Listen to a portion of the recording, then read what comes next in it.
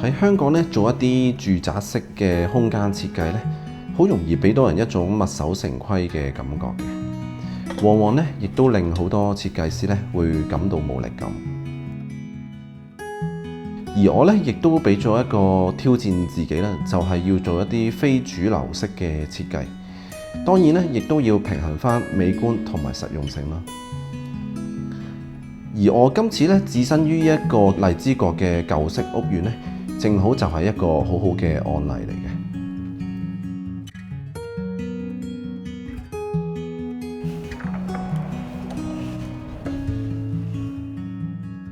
喺呢個單位入邊咧，住落咗一對嘅 couple 啦，亦都養咗一隻狗仔嘅。佢哋已經喺呢個單位住咗大約12年嘅時間啦，一直都未有裝修過。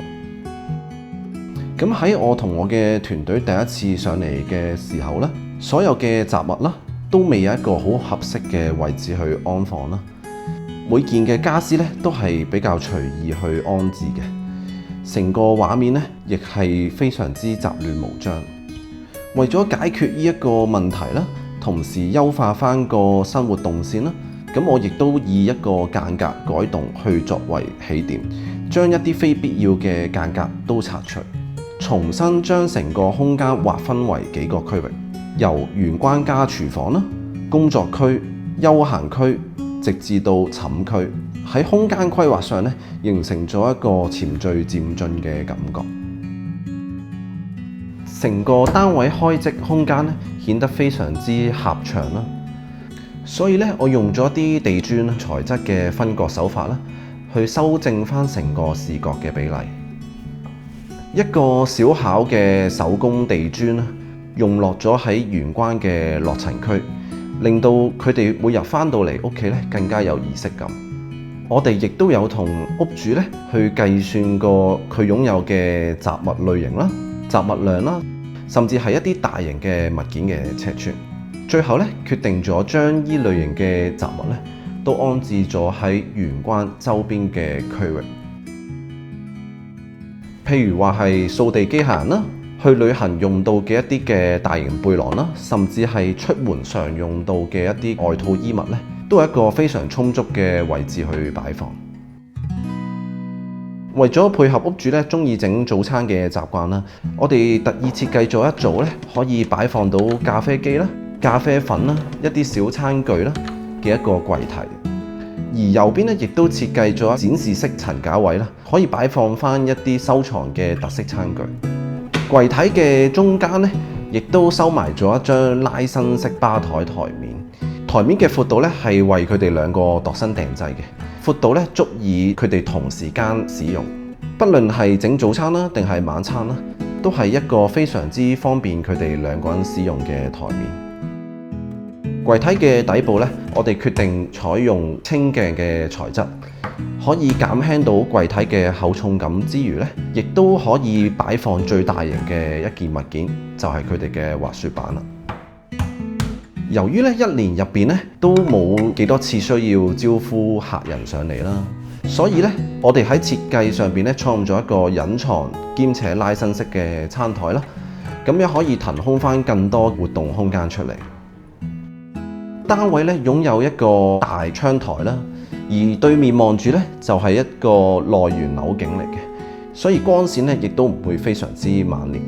我喺設計上邊咧就利用咗佢作為會同時用到嘅工作區，比起坐喺梳化咧，佢哋更加會多時間去使用呢個工作台。佢哋亦都有擁有自己嘅電腦啦、headset 啦，甚至係其他相關器材嘅。所以咧，我希望佢哋喺用電腦嘅時候咧，能夠享用到呢個單位入邊視野最廣闊嘅窗台位置。咁喺底部咧，同樣用咗輕鏡材質，將呢個物料咧延伸到去最盡頭啦，大大減低翻成個單位狹長嘅感覺。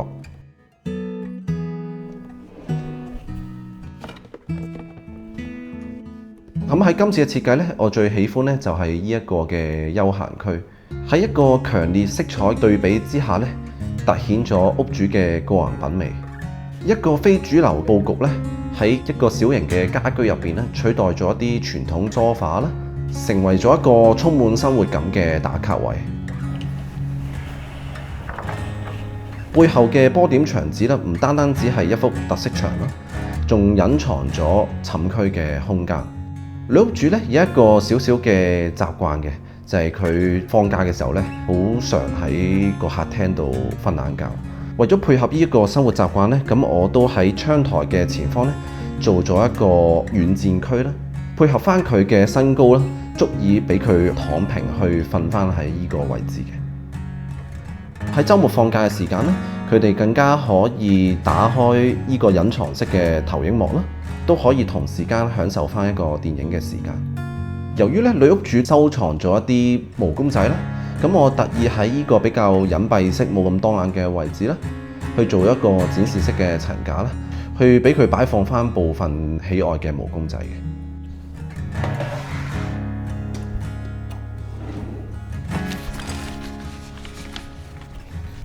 喺休閒區嘅正對面啦，我打造咗一個衣物嘅整理區。洗衣機同埋衣物護理機之間咧，我預留咗一道高身嘅門板啦，收藏咗水管之餘咧，亦都可以擺直立式嘅吸塵機啦、衣架等等相關嘅物件。而頂部咧，我亦隱藏咗一個拉伸式掛通啦，闊度咧係非常之足夠咧，佢哋兩個人所需要嘅衣物數量。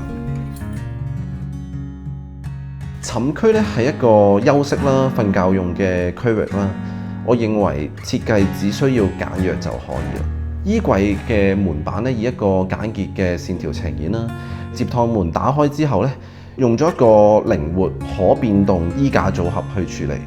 方便翻屋主將來變動佢嘅衣物收納方式。咁梳妝台隔離咧，沿用翻我哋之前設計有採用過嘅一個手法啦。可以收納翻女屋主咧個人嘅一啲護膚品。屋主期望咧，佢哋將來會花更多嘅時間喺煮食烹飪方面啦。咁喺改動之後咧，變成咗一個開放式嘅廚房。不論係收納量啦，定係台面空間咧，亦都比之前增加咗唔少。就算係兩個人同時間煮食咧，亦都擁有一個非常充足嘅位置。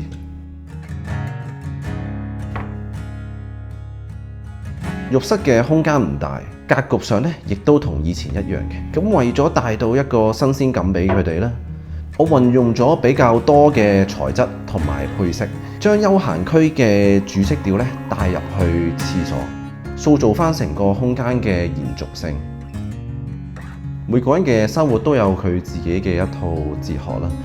而接觸我嘅每個客戶咧，都好期望自己擁有一個好有個性嘅設計。比起香港常見主流嘅梳化對電視佈局設計咧，我好希望今次嘅單位咧可以呈現到一種新嘅空間運用嘅可能性啦，俾到嚟緊需要空間設計嘅你哋。